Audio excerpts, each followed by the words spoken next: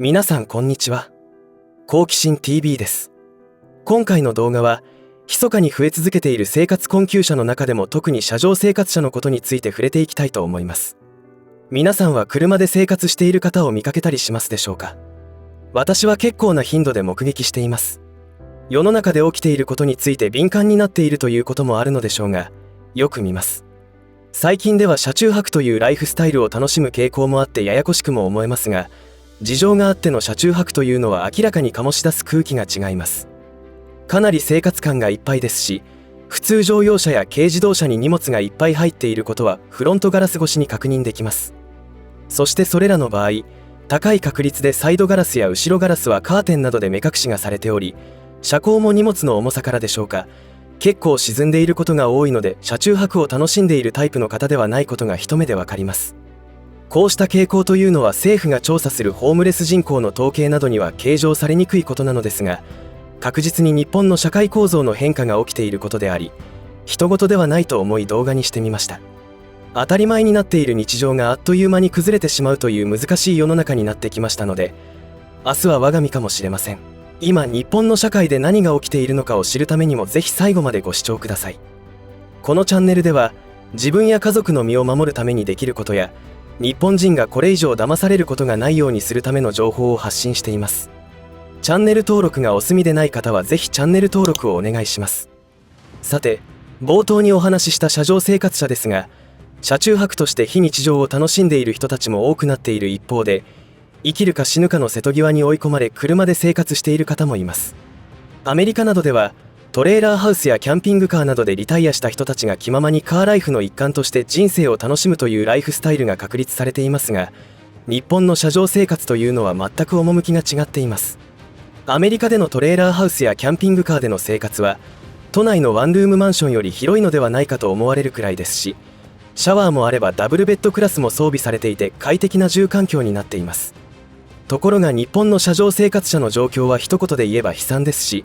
心が痛むような事件も起きています。2019年8月に埼玉県熊谷市にある道の駅で起きたことといえば、親子3人で1年にもわたり車上生活していた結果、92歳の母親が軽自動車の後部座席で死亡し、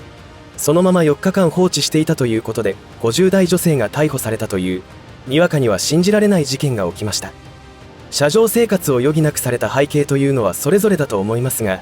流行り病蔓延によって仕事を失い、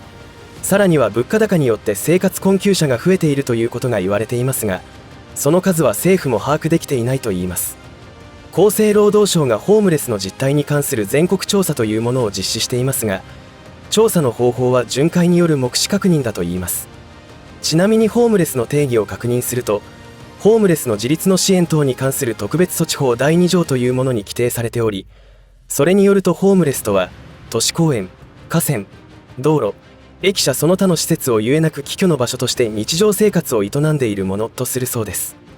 つまり車上生活や友達や知人の家にお世話になっているものは対象ではなく、ネットカフェで寝泊まりしているものもカウントされていないということになります。ですから日本社会の底辺であえいでいる者たちがどんなに増えていても統計上はないものとされており、対策なきままに状況は深刻になっていくということになります。考えてみれば恐ろしいことで、現実に生活に困っている若者や高齢者が増えていると思われるのに、統計上はそういう人はいない、存在していないということになっているのです。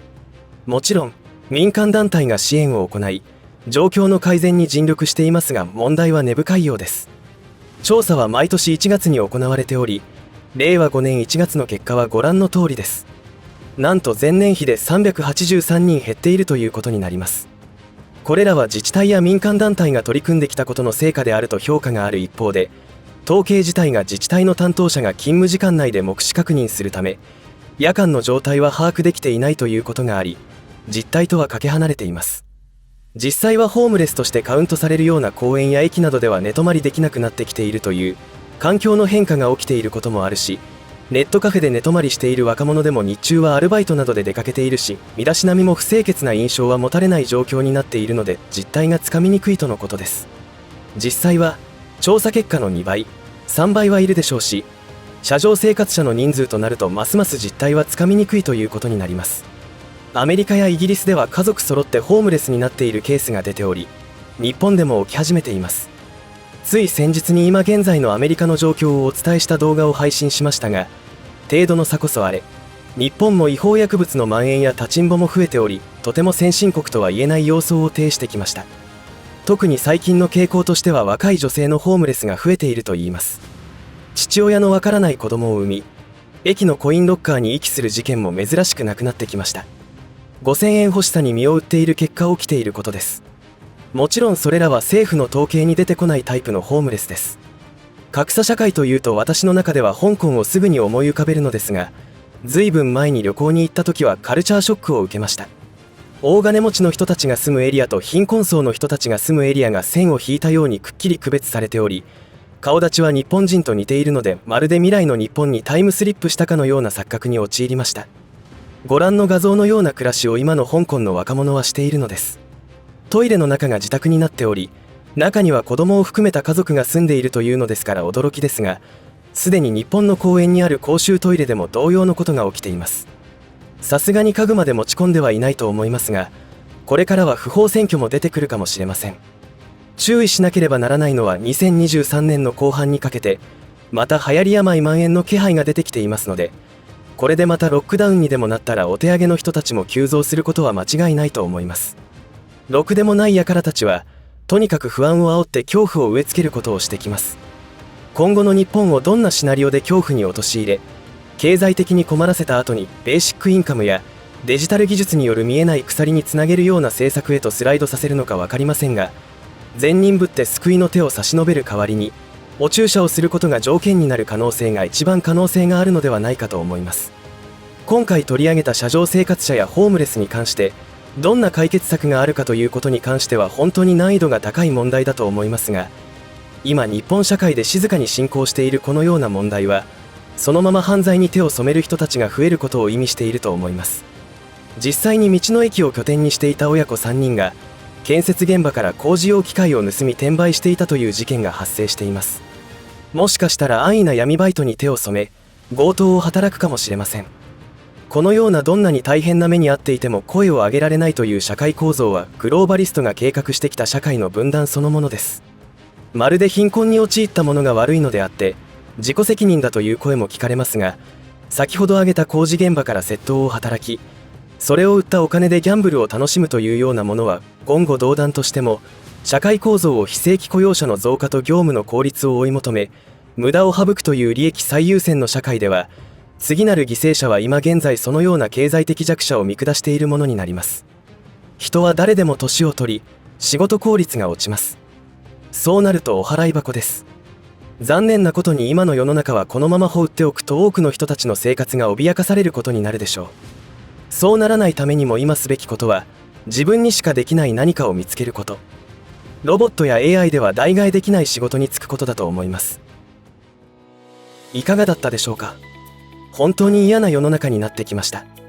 この動画でも以前に優生学に関連した動画を配信しましたが、その際ご視聴者様のコメント欄には、能力のない者、無駄が多い中小企業は淘汰されるべきという意見が寄せられました。本当にそのような考え方をしている人がいることに正直驚きました。おそらくそう言っている自分がそのうち利益最優先主義の中で無用の長物になることに気がついていないのでしょう。私などは無駄の何が悪いのか、無駄は言い換えれば余裕と同じだと思っています。いろんな能力の差があって個性があったものが補い合って人生楽しく暮らすことができればいいと思うのですが、なぜそうなっていかないのでしょうか。誰でも同じようなことしかできないといったような時代が来た時には、ロボットに全てを奪われるとは考えないのでしょうか。こういった問題は一人でも多くの人が今の状況はおかしいと気がつくことが解決への道だと思います。この動画が政府の統計からは決して汲み取ることができない日本社会に迫る危機があるということと、存在していないとされている貧困にあえいでいる人たちが急増しているという認識を持つことにお役に立てればと思います。最後までお付き合いありがとうございました。以上で今回の話は終わりとしますが、皆さんの応援が次の動画作成の力になりますので、いいねボタン、チャンネル登録、通知設定をオンにしていただけると嬉しいです。また、コメント欄へのご意見、ご感想の書き込みもいただけたら励みになります。最後までご視聴ありがとうございました。好奇心 TV でした。